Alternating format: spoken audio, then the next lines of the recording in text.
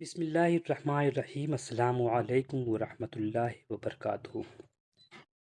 Ranchi university AEC paper 2 کے تحت ہم لوگ انشاءاللہ آج پطرس بخاری کی مختصر سوانح جانیں گے۔ ہم جانتے ہیں کہ پطرس بخاری کا شمار اردو کے مزاحیہ فنکاروں میں ہوتا ہے۔ آج ان کی سوانح پر بات کریں گے، اگلی ویڈیو میں ان کے کسی مزاحیہ مضمون پر بات کریں گے انشاءاللہ۔ پروفیسر احمد شاہ بخاری، یا یوں بھی کہا جا سکتا ہے کہ ایوان ادب کے پطرس بخاری، میدان تعلیم کے پروفیسر بخاری، جہان نشریات کے بڑے بخاری، دیوان سفارت کے ایمبیسڈر، اقوام متحدہ کے پروفیسر AS بخاری پاکستان کے شہر پشاور میں 1 اکتوبر 1898 کو پیدا ہوئے۔ ان کے والد پیر سید اسد اللہ شاہ بخاری ولد سید غلام حسین پشاور کے ایک معروف وکیل خواجہ کمال الدین کے منشی تھے۔ پطرس کے 4 بھائی تھے۔ سید غالب بخاری سب سے بڑے تھے، ان کی کوئی نرینہ اولاد نہیں تھی۔ پطرس اپنے والد کے تیسرے بیٹے تھے۔ دوسرے بیٹے کا نام سید محمد شاہ تھا جو شاعری کرتے تھے اور تخلص رفعت تھا۔ چوتھے بیٹے سید ذوالفقار علی بخاری تھے جو ریڈیو پاکستان کے پہلے سربراہ تھے۔ اس زمانے کے رواج اور خاندانی روایات کی پاسداری کرتے ہوئے پطرس بخاری کو گھر پر ناظرہ قرآن پاک پڑھایا گیا۔ فارسی کی تعلیم ضروری خیال کی جاتی تھی، اسی لیے صفوت المصادر کے ذریعے فارسی زبان کے قواعد کی باقاعدہ تعلیم دی گئی۔ دینی اور ثقافتی بنیاد فراہم کرنے کے بعد والد نے آنے والے دور کے تقاضوں کو بھانپتے ہوئے دوستوں اور خیرخواہوں کے اعتراضات کی پرواہ نہ کرتے ہوئے 9 سالہ پیر احمد شاہ پطرس بخاری کو انگریزی تعلیم کے لیے مشن اسکول پشاور میں داخل کرا دیا۔ مشن اسکول میں داخل ہونے کے بعد انہوں نے انگریزی نظمیں زبانی یاد کرنا شروع کر دیں۔ اسی زمانے میں انگریزی کے استاد انگریز ہوتے تھے جو بچوں کے تلفظ کا خاص خیال رکھتے تھے۔ احمد شاہ کی آواز، انگریزی لہجے اور خوبصورت تلفظ کے سبب ان کی انگریزی نظم خوانی پر اساتذہ خصوصی توجہ دیتے تھے۔ اسی طرح انگریزی ادب سے مانوسیت نے دلی لگاؤ کی کیفیت پیدا کر دی۔ مشن ہائی اسکول میں تعلیم کے اعلیٰ معیار سے پورا فائدہ اٹھایا اور 1913 میں 15 برس کی عمر میں میٹرک میں اعلیٰ نمبروں سے کامیابی حاصل کی۔ والد صاحب نے انہیں 1914 میں گورنمنٹ کالج لاہور میں داخلہ دلوایا، جہاں وہ ابتدا میں شرمیلے، کم گو اور ہوشیار طالب علم کی حیثیت سے ابھرے، جہاں انہوں نے 1916 سے 1922 تک تعلیم حاصل کی۔ BA کرنے کے بعد 1922 میں لاہور یونیورسٹی سے اپنے ہی پسندیدہ مضمون انگریزی ادب میں MA کیا اور اس مضمون میں اول آ کر یونیورسٹی میں طلائی تمغہ حاصل کیا۔ بخاری صاحب نے ملازمت کا آغاز 1922 میں گورنمنٹ کالج لاہور سے لیکچرر کی حیثیت سے کیا اور 1935 تک اس پیشے سے منسلک رہے۔ گورنمنٹ کالج لاہور سے اعلیٰ تعلیم حاصل کرنے کے لیے انگلستان گئے۔ انہوں نے انگریزی ادب میں اعلیٰ ترین سند حاصل کرنے کے لیے کیمبرج یونیورسٹی کا انتخاب کیا، کیونکہ وہاں کے اساتذہ ان کے افتادِ طبع سے پوری طرح مطابقت رکھتے تھے۔ کیمبرج کے نوبل کالج میں علم و فن کے طوفان میں غوطہ کھانے والے پطرس بخاری نے ایسے موتی نکالے کہ اکثر اساتذہ سے ان کے ذاتی تعلقات قائم ہو گئے۔ تمام اساتذہ انہیں قیمتی مشوروں سے نوازتے تھے۔ انہوں نے وہاں سے انگریزی ادب میں ٹریپوس کی سند اول درجے میں حاصل کی اور اما نوبل کالج کے سینئر اسکالر منتخب ہو گئے۔ وہ جنوبی ایشیا کے دوسرے طالب علم تھے جس نے انگریزی ادب میں اول درجے کی سند حاصل کی۔ وطن واپسی پر ٹریننگ کالج میں انگریزی کا استاد مقرر کیا گیا۔ کچھ عرصے بعد آپ کا تقرر گورنمنٹ کالج لاہور میں بطور لیکچرر ہو گیا۔ انتظامیہ نے بخاری صاحب کی صلاحیتوں سے پورا انصاف کیا۔ انہیں پراکٹر مقرر کیا گیا جس کا کام طلبہ میں نظم و ضبط برقرار رکھنا تھا۔ انہوں نے اس ذمہ داری کو بڑی چابک اور احتیاط سے نبھایا۔ وہ طلبہ کو سزا نہیں دیتے تھے، سرزنش کا ان کا اپنا انداز تھا۔ آپ کی صلاحیتوں کو مد نظر رکھتے ہوئے اس وقت کے گورنر نے آپ کو گورنمنٹ کالج لاہور کے شعبہ انگریزی کی صدارت پر فائز کیا۔ یاد رہے، پروفیسر بخاری پہلے مسلمان صدر شعبہ انگریزی تھے۔ پروفیسر ای ڈکنسن کی سبکدوشی کے بعد یکم مارچ 1947 کو پطرس نے گورنمنٹ کالج لاہور کے پرنسپل کا عہدہ سنبھالا، جہاں 1950 تک اپنی خدمات انجام دیتے رہے۔ یہاں آپ کے شاگردوں میں فیض احمد فیض، نون میم راشد، کنہیا لال کپور، اقبال سنگھ، الطاف قادر، حفیظ ہوشیار پوری، حنیف رامے اور پروفیسر اشفاق خان بطور خاص شامل ہیں۔ 1936 میں جنوبی ایشیا میں ریڈیو کے باقاعدہ قیام نے بخاری صاحب کی انتظامی اور فنکارانہ صلاحیتوں کو جلا بخشی، اور انہوں نے تعلیم کے شعبے کو خیر باد کہہ کر ایسے میدان میں خدمت کو ترجیح دی جس کے امکانات لامحدود تھے۔ ریڈیو میں لائق اور باصلاحیت عملے کے انتخاب کے لیے مرکزی حکومت نے جو بورڈ تشکیل دیا تھا، اس میں صوبہ پنجاب کے نمائندے کی حیثیت سے بخاری صاحب کو نامزد کیا گیا تھا۔ بورڈ کے اجلاس میں بخاری صاحب نے اپنی لیاقت، انگریزی میں صلاحیت، اردو ادب اور فنون لطیفہ میں مہارت سے ریڈیو کے کنٹرولر نیونل فیلڈن کو بہت متاثر کیا۔ اسی بورڈ میں بخاری صاحب کے چھوٹے بھائی ذوالفقار علی بخاری کا بھی انتخاب ہوا۔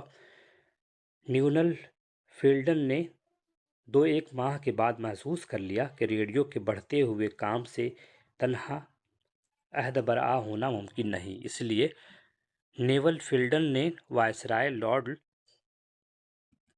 لینلیتھگو سے، جو رشتے میں ان کے ماموں تھے، راہ بخاری صاحب کی تقرری کے احکامات حاصل کروا لیے اور حکومت پنجاب سے انہیں فوری طور پر ریڈیو میں شمولیت کی اجازت طلب کی۔ پطرس بخاری ڈپٹی کنٹرولر کو عہدے کا چارج لینے آئے تو معلوم ہوا کہ ابھی یہ آسامی حکومت نے منظور نہیں کی ہے، لہٰذا انہیں 2 ماہ کے لیے دلی کا اسٹیشن ڈائریکٹر مقرر کیا گیا۔ بعد ازاں انہوں نے جون 1936 میں ڈپٹی ڈائریکٹر کا چارج سنبھالا۔ 1939 میں پطرس کو ڈپٹی ڈائریکٹر جنرل مقرر کیا گیا۔ ابھی ریڈیو کے کام کا آغاز ہی ہوا تھا کہ بخاری کا نیول فیلڈن سے اختلاف شروع ہو گیا۔ اس کا آغاز اختلاف رائے سے ہوا، پھر ذاتی نوعیت اختیار کر گیا۔ اس دوران جنگ عظیم دوم شروع ہونے سے قبل ہی نیونل فیلڈن بیمار ہو کر انگلستان چلا گیا اور بخاری اس کی جگہ قائم مقام کنٹرولر مقرر کر دیے گئے۔ 1940 میں مستقل کنٹرولر مقرر کیے گئے۔ یہ عہدہ فروری 1943 کو ڈائریکٹر جنرل میں تبدیل کر دیا گیا۔ بخاری صاحب نے سب سے پہلے انڈین براڈ کاسٹنگ سروس کا نام آل انڈیا ریڈیو منظور کروایا، جس کی انگریزی تخفیف شدہ شکل AIR ہے۔ انہوں نے ریڈیو کا شناختی نغمہ بھی منتخب کیا، جو آج پورے ہندوستان میں گونج رہا ہے۔ اس کے بعد پطرس بخاری کو ریڈیائی زبان کے مسئلے سے سابقہ ہوا۔ نیول فیلڈن نے تو صرف حکومت کا یہ حکم سنا دیا کہ قومی پروگراموں کی زبان ہندوستانی ہوگی۔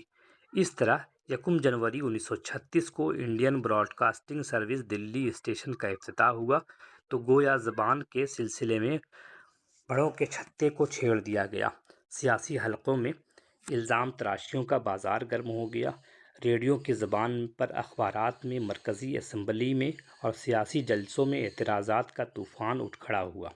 پطرس بخاری نے حواس مجتمع رکھے، حوصلہ نہیں ہارا اور سب سے پہلے زبان کے مسئلے کو سیاق و سباق سے آگاہی کے لیے 6 تقاریر کا ایک سلسلہ شروع کیا۔ مقررین میں بابا اردو مولوی عبدالحق، راجندر پرساد، ڈاکٹر تارا سنگھ، ڈاکٹر ذاکر حسین، پنڈت برج موہن دتاتریہ کیفی اور ڈاکٹر آصف علی جیسی بلند مرتبت، لائق اور صاحب رائے شخصیات شامل تھیں۔ 1955 میں اقوام متحدہ کے شعبہ اطلاعات کے ڈپٹی سیکریٹری جنرل مقرر ہوئے۔ بخاری صاحب کے دل میں پیدائشی خرابی تھی۔ عمر کے ساتھ ساتھ دیگر عوارض بھی زور پکڑتے گئے۔ دل کے دورے بار بار پڑنے لگے، وہ اکثر بے ہوش ہو جاتے۔ کمزوری بڑھتی گئی مگر دفتر جانا نہ چھوڑا۔ ڈاکٹر دل کی حالت دیکھتے اور مکمل آرام کا مشورہ دیتے، لیکن بخاری دل کی گھبراہٹ سے ڈرتے اور دفتر کا رخ کرتے۔ ڈاکٹروں نے انہیں بستر پر آرام کرنے کا مشورہ دیا تھا، لیکن 4 دسمبر 1958 کو ڈاکٹروں کے مشوروں کو پس پش ڈال کر بستر سے اٹھے اور کمرے میں ٹہلنا شروع کر دیا۔ تھوڑی دیر بعد بے ہوش ہو کر گر پڑے۔ صبح 6 بجے سورج طلوع ہونے سے پہلے دنیائے اردو کے عظیم مزاح نگار 5 دسمبر 1958 کو نیو یارک، امریکہ میں وفات پا گئے۔ آپ کو نیو یارک میں ہی دفن کیا گیا۔ ادبی زندگی کا آغاز۔ پطرس بخاری نے ادبی زندگی کا آغاز سول اینڈ ملٹری گزٹ سے کیا۔ ان کا پہلا مضمون کتے کے عنوان سے ماہنامہ ہزار داستان کے 1923 میں شائع ہوا۔ ابتدا میں وہ عموماً تنقیدی مضامین لکھتے تھے۔ اس کے لیے انہوں نے پیٹر واکنز کا قلمی نام اختیار کیا۔ یہ ایک لحاظ سے مشن اسکول پشاور کے ہیڈ ماسٹر سے قلبی تعلق کا اظہار تھا، جس کے لفظ پیٹر کے فرانسیسی تلفظ نے پیر احمد شاہ کو پطرس بنا دیا۔ اس وقت سول اینڈ ملٹری گزٹ کے ایڈیٹر M.E. ہارڈی تھے، جو بخاری کو ایک کالم کا 16 روپیہ معاوضہ ادا کرتے تھے، جس کی قدر اس زمانے میں 3 تولہ سونے کے زائد تھی۔ پطرس بخاری نے پطرس کا قلمی نام سب سے پہلے رسالہ کہکشاں کے ایک سلسلے مضامین یونانی حکماں اور ان کے خیالات کے لیے استعمال کیا۔ بخاری کی تحریریں پطرس کے نام سے اس زمانے کے مؤخر رسائل و جرائد میں شائع ہوتی تھی۔ ان کی بیشتر تحریریں کارواں، کہکشاں، مخزن، راوی اور نیرنگ خیال میں اشاعت پذیر ہوئیں۔ پطرس بخاری نے تنقید نگاری بھی کی، تراجم بھی کیے، شاعری بھی ورثے میں ملی تھی، افسانہ نگاری بھی کی، خطوط بھی لکھے، اور سب سے اہم بات یہ ہے کہ مزاح نگاری میں اپنی صلاحیت کا لوہا منوایا۔ اب ان کی تصانیف پر بات کرتے ہیں۔ پطرس کے مضامین ہیں 1928 عیسوی، پھر تراجم انہوں نے کیے ہیں۔ اس کے بعد کلیات پطرس ہے، جسے شیما مجید نے ترتیب دیا ہے 2000 عیسوی میں۔ اس کے علاوہ خطبات پطرس، تخلیقات پطرس، پطرس کے خطوط، افسانے، ڈرامے، ناول، تنقیدی مضامین پطرس بخاری کے ہیں، وہ سب اس میں شامل ہیں۔ پطرس بخاری کا کمال یہ ہے کہ وہ اپنی مزاح نگاری کو تمسخر اور طنز سے آلودہ ہونے نہیں دیتے۔ ان کے مزاح میں شوخی اور لطافت کی پاکیزہ آمیزش ہے۔ اس میں اتنی تلخی نہیں کہ طنز بن جائے، اور اتنی کھلی ظرافت بھی نہیں کہ متانت سے گر جائے۔ ان کا لطیف مزاح ان کے انوکھے زاویہ نظر سے پیدا ہوتا ہے۔ یہ مزاح پطرس کی غیر معمولی ذہانت، عمیق مشاہدہ کی عادت اور شگفتہ طرز بیاں کی قوت کا آئینہ دار ہوتا ہے۔ ایک بڑا مزاح نگار ہونے کے لیے ایک بڑی شخصیت بھی درکار ہوتی ہے، اور پطرس بلا شبہ ایک عظیم شخصیت کے مالک تھے۔ وہ بلحاظ منصف بڑے اہم سرکاری عہدوں پر فائز رہے، اور ان عہدوں کی گوناگوں مصروفیات کی وجہ سے انہیں بہت کم فرصت ملتی کہ وہ ادبی مشاغل کی طرف توجہ دیتے۔ اگرچہ انہوں نے بہت کم لکھا ہے، لیکن جو لکھا ہے وہ خوب لکھا اور معیاری اور بلند مرتبہ ہے۔ ان کی تحریریں بھی خالص ادبی مزاح کے بہترین نمونے ہیں۔ قاری کی حس مزاح کو بیدار کر کے چھوٹی چھوٹی باتوں میں ظرافت کی کلیاں کھلاتے چلے جاتے ہیں۔ ان کے یہاں طنز کی گہرائی کہیں نظر نہیں آتی، وہ صرف گدگداتے، چٹکیاں لیتے اور ہنساتے ہیں۔ یہی ان کی مزاح نگاری کی خصوصیات ہے۔ ان کے حوالے سے بہت سی کتابیں لکھی گئی ہیں، جن میں چند قابل ذکر ہیں۔ پہلی کتاب ہے پطرس ایک مطالعہ، کرنل غلام سرور کی 1985 میں لکھی گئی ہے۔ پطرس بخاری حیات اور کارنامے، ریحانہ یعقوب کی ہے، 1967 میں لکھی گئی ہے۔ پطرس بخاری کتابیات، غلام سرور کی ہے، 1991 میں لکھی گئی ہے۔ پطرس بخاری حیات اور کارنامے، میمونہ وحید کی ہے، 1986 میں لکھی گئی ہے۔ پطرس بخاری شخصیت اور فن، عبدالحمید اعظمی کی 2006 عیسوی میں لکھی گئی ہے۔ ان کتابوں سے بھی آپ مستفید ہو سکتے ہیں۔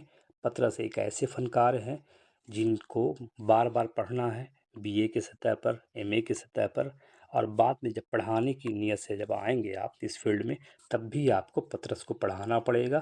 لہٰذا آپ سے گزارش ہے کہ ان کو صحیح طور پر پڑھا جائے۔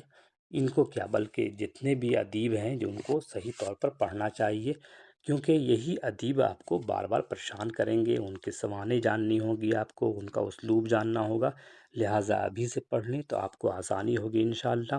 پھر ملیں گے کسی نئے ویڈیو کے ساتھ، تب تک کے لیے اجازت دیجیے، خدا حافظ۔